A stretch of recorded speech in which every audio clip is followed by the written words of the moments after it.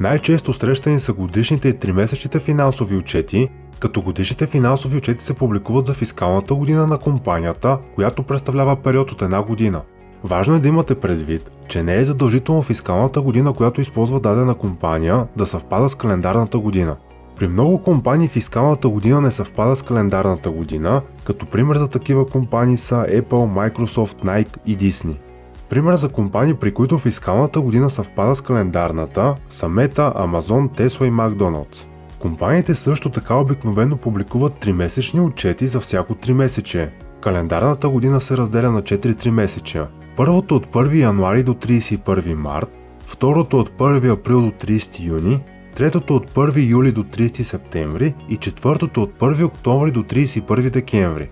Имайте предвид, че когато фискалната година на компанията се различава от календарната, също така се различават фискалните тримесечия на компанията от календарните. Например, фискалната година за Apple започва октомври, когато започва и четвъртото календарно тримесечие, но за Apple това е първото фискално тримесечие, защото тогава започва фискалната година за компанията. Второто фискално тримесечие на Apple е от 1 януари до 31 март, третото от 1 април до 30 юни и четвъртото от 1 юли до 30 септември. Няма значение дали фискалните тримесечия на компаниите съвпадат с календарните, просто поради различия в фискалните години се получава разминаване между календарните и фискалните тримесечия на компаниите.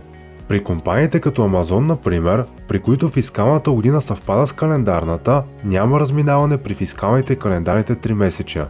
Годишните отчети показват какви са финансовите резултати за период от една година, докато тримесечните отчети показват финансовите резултати на компанията за период от 3 месеца. Поради тази причина, при отчета за приходи и разходи и отчета за паричните потоци обикновено има по-големи разлики при публикуваните стойности, тъй като в единия случай са генерирани в рамките на една година, а в другия за 3 месеца. Тъй като баланса показва какво притежава и какво дължи компанията към датата, на която е съставен, имайте предвид, че няма голямо разминаване между публикуваните 3-месечни и годишни баланси. При отчета за приходите и разходите и отчета за паричните потоци могат да се видят и TTM резултати. TTM резултатите показват общата стойност на данните от последните 4 публикувани 3-месечни отчета.